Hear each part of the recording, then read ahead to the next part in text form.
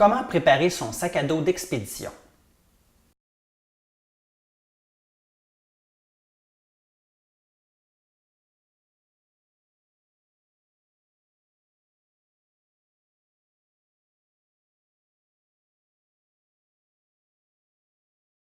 Avant de partir à la parcelle de suivi, je dois préparer mon sac à dos d'expédition scientifique.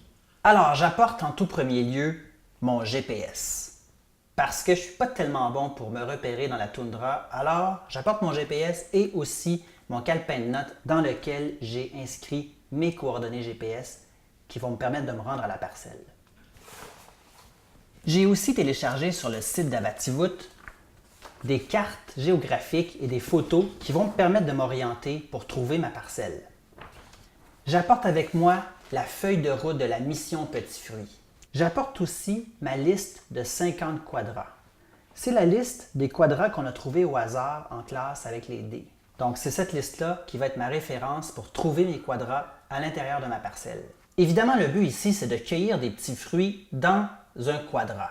Donc j'apporte mon périmètre de quadra. C'est une corde de 25 cm par 25 cm et ça va me permettre de délimiter exactement le périmètre de mon quadra. J'apporte aussi des petits piquets en bois et ça va me permettre de fixer mon périmètre de quadra dans la parcelle. On va apporter aussi beaucoup de sacs Ziploc parce que pour chaque sorte de fruit, on va avoir besoin d'un sac différent. Parlant de sorte de fruits, question quiz! En sciences, comment appelle-t-on une sorte de fruit? A. Un petit fruit. B. Une espèce de fruit. Ou C. Une parcelle de fruits. Bien, en sciences, on dit une espèce de fruit pour désigner une sorte de fruit. Donc, dans chaque quadrat, on va trouver plusieurs sortes de fruits, on va trouver plusieurs espèces de fruits, et donc, on va avoir un sac Ziploc pour chaque espèce de fruit. Ça va aussi nous prendre des grands sacs Ziploc parce que chaque parcelle va avoir son grand sac Ziploc dans lequel on va placer les 4 sortes de fruits différents. Évidemment, on doit aussi apporter des étiquettes d'identification. Chaque grand Ziploc aura une étiquette d'identification de quadrat et chaque petit Ziploc aura une étiquette d'identification de fruits, comme celle-ci. Moi, je vous suggère de remplir vos étiquettes de quadrat avant de partir. Par contre, il y a une information qu'on ne peut pas tout de suite donner sur l'étiquette et c'est l'état du quadrat. Évidemment, on ne peut pas savoir d'avance s'il y aura ou non des fruits dans le quadrat. Donc, c'est pour ça qu'il faudra apporter dans notre sac un crayon pour pouvoir compléter nos étiquettes sur place.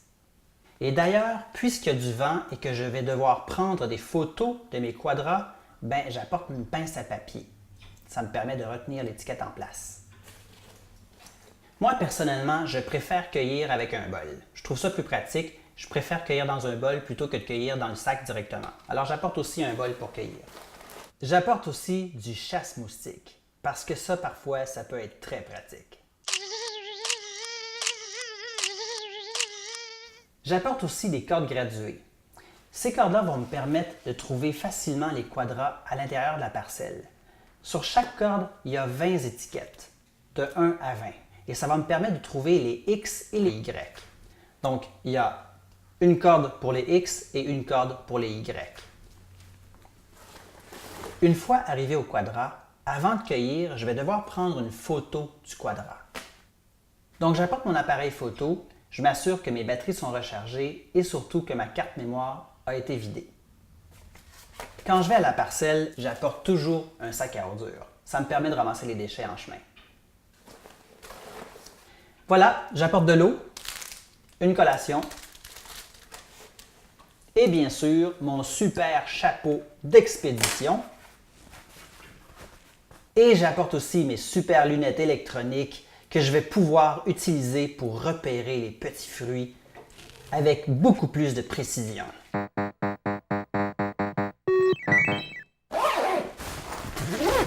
Alors maintenant qu'on est prêt, on se retrouve à la parcelle. Ciao!